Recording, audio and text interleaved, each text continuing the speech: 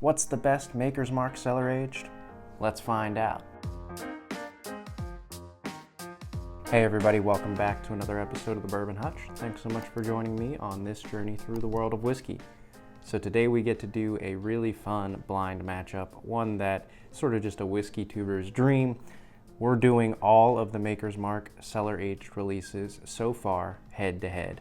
So I recently got my hands on the Maker's Mark Cellar Aged 2025, did a review of that as well, so check that out after this. But I tasted it and was immediately like, hey, let's compare this to the other two in the series so far and see how it stacks up. So if you're unfamiliar in any way, Maker's Mark Cellar Aged did drop in 2023, and it was sort of a response to a lot of the whiskey community wanting to see Maker's Mark do something older. So most of their products are available in that 6 to 7 year old range, and they like to stay at that level because they think that makes the most consistent product. And hey, I won't fault them for that, it's a decent age. But then they responded with Maker's Mark Cellar Aged 2023, the first release, which was a blend of 11 and 12 year old whiskeys. That is nearly double what they've ever released before. It's 115.7 proof, so cask strength as well. And it's called Cellar Aged because at Maker's Mark's campus, they blew a hole out of their limestone mountain there and essentially created a cellar where they are able to age these bottles, age this whiskey in a bit more controlled, cooler environment. It's a bit of a gimmick, but it also creates a nice name and nice brand here. Then in 2024, they followed that up with this release, which was 119.3 proof, so the highest proof of the series so far, and a blend of 12 and 13 year old whiskeys.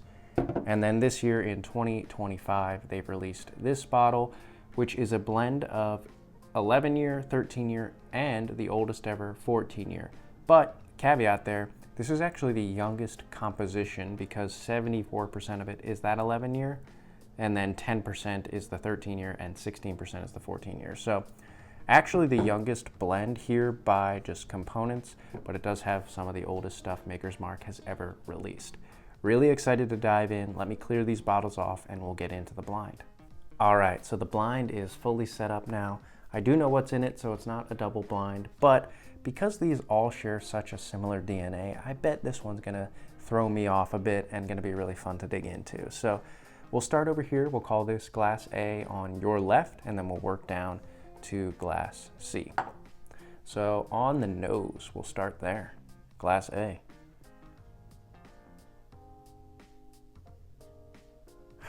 There's a really nice cherry on this. First thing that jumps out to me. A little bit floral. And a touch earthy. It's got like a fudge and slight earthy funk to it as well.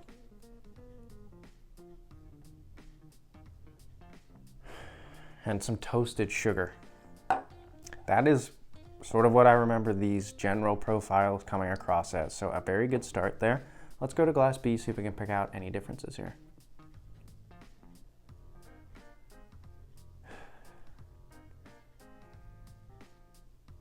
This feels like it's leaning even harder into that fudge, earthy note. Still that same red fruit core. Feels dense. Yeah, that fudge note is really on this one for me.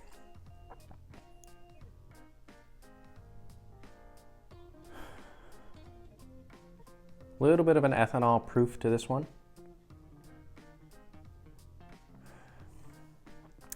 But it's got that cherry, a little bit of fudge, some toasted sugars as well. But again, I think it's leaning more into that earthy feel, which is nice. And it's got a sweetness, a fudgy sweetness. All right, let's go to glass C. Okay, nice. This one comes across, again, similar with a little bit of fudge, a little bit of cherry, but I feel like I'm getting more of a vanilla and toasted sugar feel on this one. Maybe even like a plum fruitiness.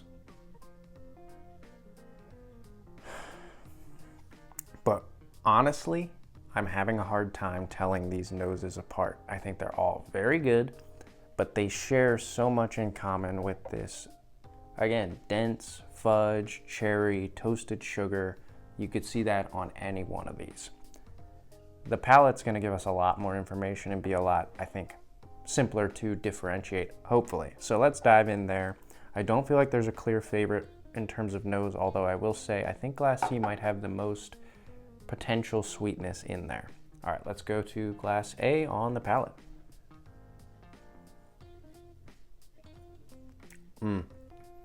Okay. Wow.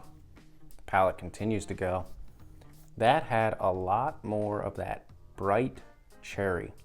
It's like a black cherry cordial kind of thing going on. But then it also has like this bright cherry, like a red fruit, maybe even a little bit of an apple. I'm getting something so sweet along with that. It's almost like a sweet tart candied sugar. But then mixed in there is a little touch of a floral note, a little bit of fudge, and enough spice to keep it interesting. Didn't feel super high proof though. It felt more like that. It's leaning into that really like cherry sweetness. Let me get some water and then we'll go to Glass B. So, Glass B on the palate. Pretty dense nose. Cheers. Interesting. So it does share characteristics with Glass A, but it is denser and darker in tone. It's got more of a cherry, black cherry, I think. It's leaning in a darker cherry, but I would actually maybe categorize it more as like a plum or grape. Really lingers with that kind of sugary sweetness, fruity sweetness. And then it's got some of like a little bit of an oak, a little bit of a funk, less fudge and sweetness than Glass A had. And the spice feels a little bit more integrated into this one, which is nice. It sort of started darker and denser and then got lighter and a little fruitier as it went throughout the sip. Okay, we'll go to Glass C after some water. Right along to Glass C. On the palate here. Cheers.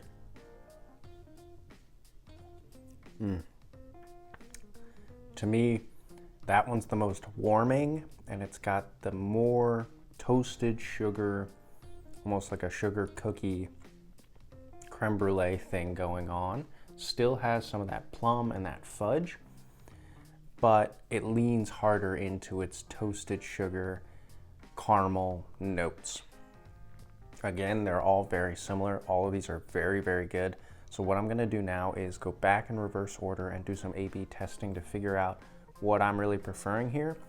But I'm gonna fast forward through all of that so it's not a super long video, and then I'll let you know what my order is.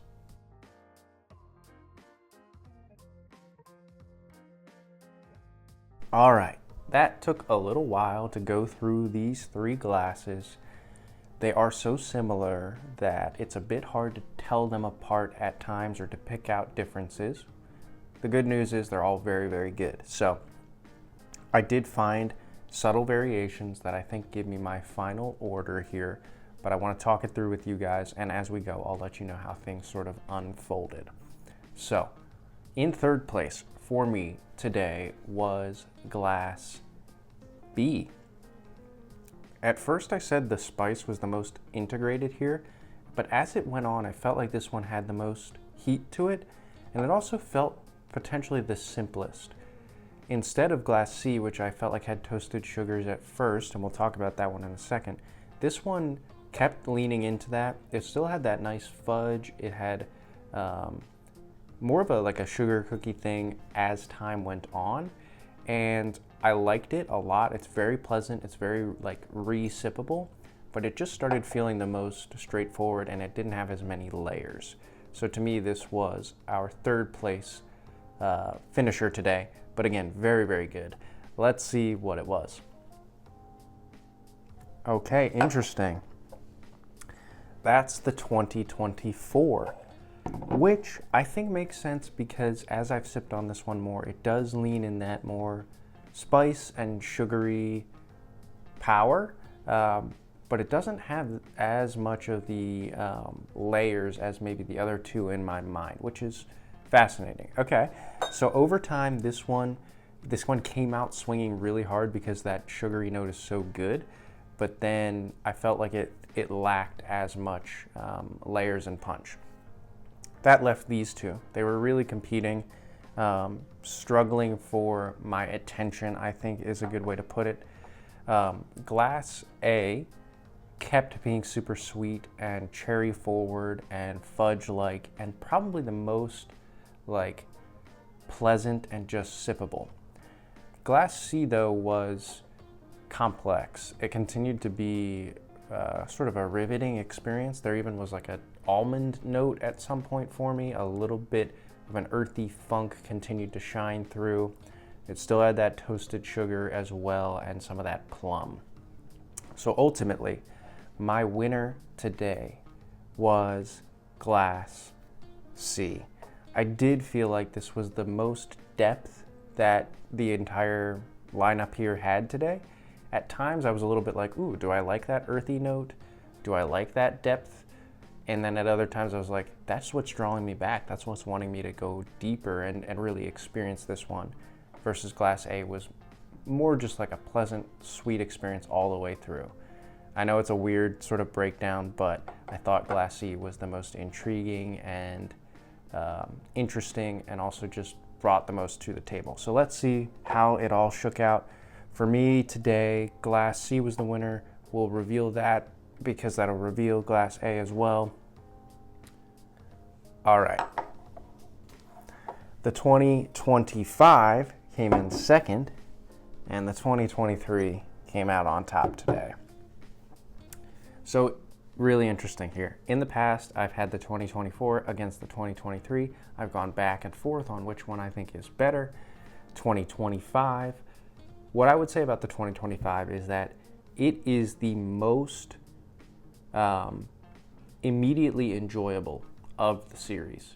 This one, the 2024, gets a little bit spicy, but it has plenty of that sugariness, and it does have some of that plum and that fudge that the others bring to the table, or at least that the 2023 does, but not as much. The 2025 goes really, really like sweet with that cherry and fudge note. Very, very good, and just immediately enjoyable. And then the 2023 continues to be the most intriguing to me. It's got that funkiness, it's got the toasted sugar, but it's got the plum. It just continues to be interesting as you sip it, and it really unfolds in a really cool way. I don't know why that one stands out to me that way. I think the other two may be a little bit simpler and sweeter, and this one's just like feels older, funkier, more interesting. And that's just me today though. Of course, like everything here is just my subjective preference, but all of these are really, really good. I was sort of splitting hairs to come up with an order here. Would love to know in the comments below, what do you think of the Maker's Mark Cellar Aged series so far? Do you like it? Are you not sure about it? Do you feel like it's not worth the price? Do you wish they were aging these out in the elements so that more barrel interaction was happening? I just want to know what your opinions are. What do you think of my breakdown here? They continue to be vying for first place. I bet I could do this blind another day and just come up with a completely different result. So that tells you that if you do like Maker's Mark's profile overall, if you've had one of the Cellar Ages and you do like it, I think it's worth it to keep an eye out for these. That's going to do it, everybody. That's going to wrap it up.